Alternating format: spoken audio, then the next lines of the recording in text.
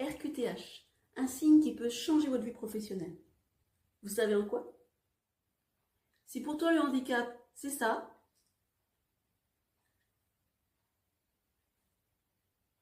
ou encore ça, alors sache qu'autour de toi, bien souvent, c'est plutôt ça.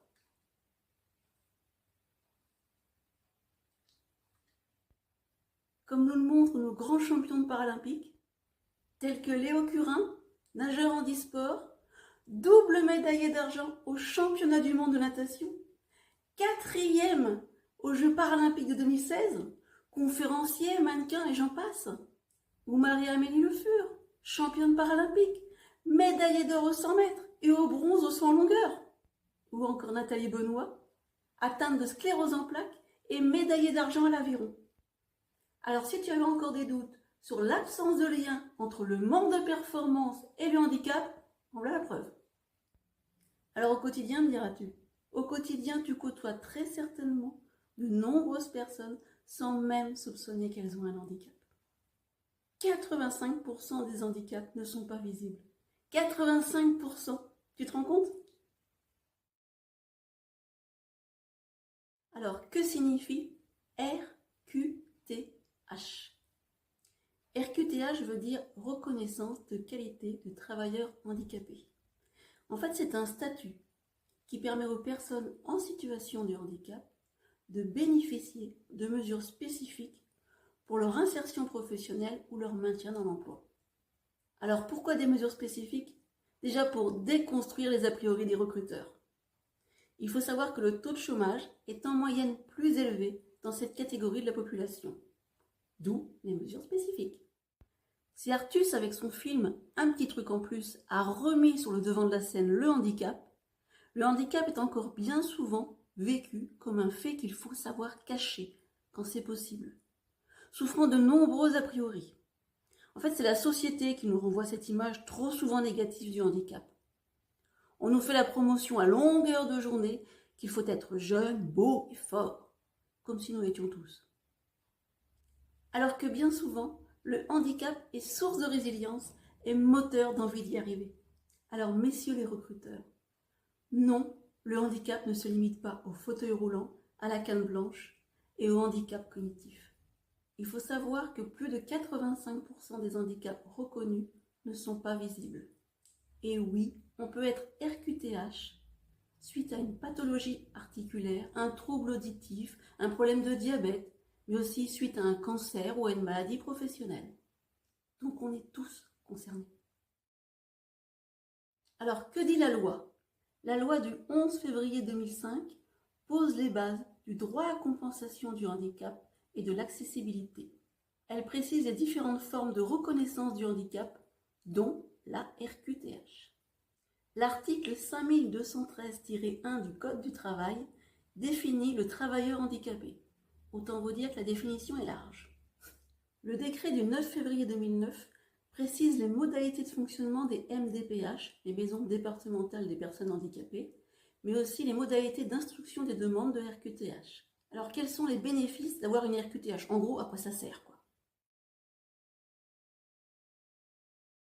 Cela vous donne accès à des dispositifs d'accompagnement. Les personnes reconnues travailleurs handicapés peuvent bénéficier d'aides spécifiques à l'aménagement de leur poste de travail. Ils peuvent également bénéficier d'un accompagnement spécialisé ou encore de dispositifs d'orientation, de formation, voire de création d'entreprise. Tous ces dispositifs sont à consulter sur le site de l'AGEFIP ou encore à voir avec votre conseiller France Travail ou Cap Emploi si vous êtes demandeur d'emploi. Pour exemple, les personnes reconnues RQTH peuvent bénéficier de ce qu'on appelle le RFPE auprès de France Travail lorsqu'ils entrent en formation. Le RFPE est un revenu de formation Pôle emploi. Il est souvent bien supérieur à vos ARE. Cela vous permet d'être rémunéré pendant votre formation validée par France Travail avec une majoration supérieure à ce que vous auriez touché en ARE. Par ailleurs, vous n'utilisez pas vos ARE que vous pourrez utiliser ultérieurement. Un droit d'option entre le RFPE ou vos ARE vous sera proposé au début de votre formation avec France Travail. n'hésitez pas à les contacter et à demander précisément quel serait le montant de votre RFPE et de votre ARE, afin de comparer l'option la plus avantageuse pour vous. Autant vous dire qu'il va falloir peut-être vous battre un peu. France Travail n'a aucun intérêt à faire valoir vos droits au RFPE. Mais insistez, vous êtes dans votre droit. Et il existe plein d'autres dispositifs encore.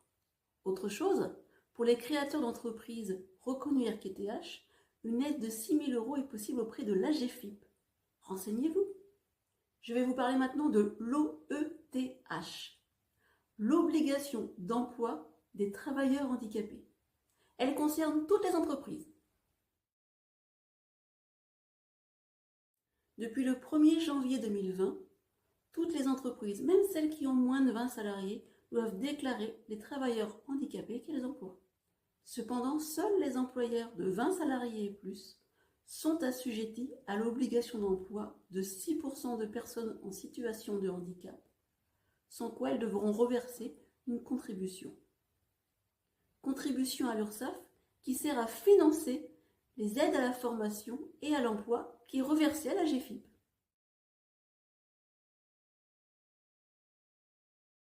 Concernant l'adaptation du poste de travail, l'employeur peut bénéficier d'aides financières de la part de la GFIP pour aménager le poste de travail de son salarié. Seront pris en charge les coûts supplémentaires liés au handicap. Par exemple, ça peut être la différence de prix entre un fauteuil classique et un fauteuil adapté pour votre salarié. Mais ça peut être aussi l'achat d'un clavier ergonomique, d'une souris verticale, d'une assistance visuelle, d'un logiciel spécifique. Les demandes sont innombrables.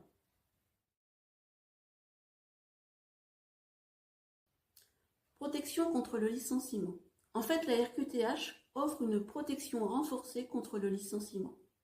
On parle bien sûr ici de protection contre le licenciement abusif, pas la fin d'un CDD. Dans certains cas, il doit même consulter l'inspection du travail avant de prononcer le licenciement. Avant de licencier un salarié, l'employeur doit démontrer qu'il a tout mis en œuvre pour adapter le poste et permettre au salarié de continuer son activité. Et c'est parfois ce qui met un frein au recrutement. En cas de licenciement pour inaptitude, l'employeur doit prouver qu'aucune solution de reclassement n'est possible. Le salarié peut également bénéficier de préavis allongés et d'indemnités spécifiques. Si vous êtes reconnu handicapé et que vous estimez que votre licenciement a été abusif, vous pouvez faire un recours auprès des prud'hommes. Mais je ne vais pas vous mentir, tous ces droits sont à double tranchant. En fait, la RQTH, du fait de tous ces droits justement, fait peur aux recruteurs. Donc malheureusement, si vous avez un handicap qui n'est pas visible et que vous souhaitez vous faire recruter par une entreprise, bien souvent, on vous conseillera de taire votre RQTH. En fait, avec la RQTH, certains employeurs ne voient plus que cela. Ils passent à côté de vos qualités et de vos compétences. Vous pourrez toujours le signaler après si vous avez besoin d'un aménagement de poste.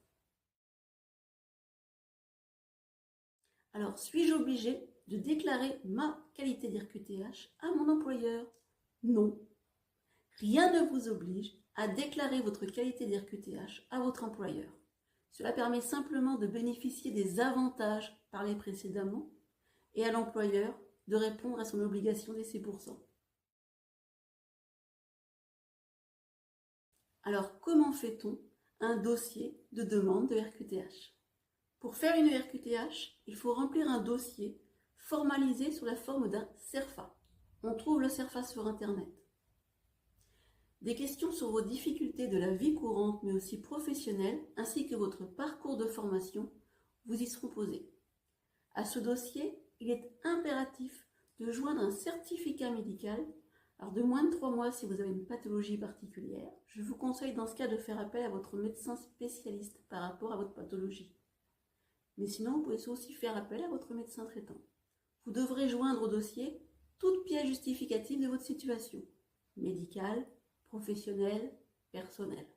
Les dossiers sont à déposer auprès de la MDPH, Maison départementale des personnes handicapées, de votre département. Certaines ont dématérialisé leur processus, mais pas toutes. La RQTH peut ensuite vous être attribuée pour une période limitée, souvent c'est 5 ans, à renouveler ou à vie. Mais alors anticipez bien votre dossier. Il faut savoir que les demandes mettent en général 1 an à être traitées. Pour être accompagné dans cette démarche, si vous en ressentez le besoin, vous pouvez solliciter votre médecin traitant, une assistante sociale ou votre conseiller Cap Emploi. Et une fois que j'ai obtenu ma RQTH, suis-je obligé d'en informer mon employeur? Absolument pas. La démarche de RQTH est une décision personnelle. Il vous revient d'en informer ou pas votre employeur. La reconnaissance de qualité de travailleur handicapé est un dispositif essentiel pour l'insertion des personnes en situation de handicap. Elle offre de nombreux avantages quant à l'adaptation d'un poste de travail, l'accès à certains dispositifs. Cependant, comme toute mesure, elle a aussi ses travers. RQTH, mieux comprendre pour mieux avancer vers un avenir professionnel serein.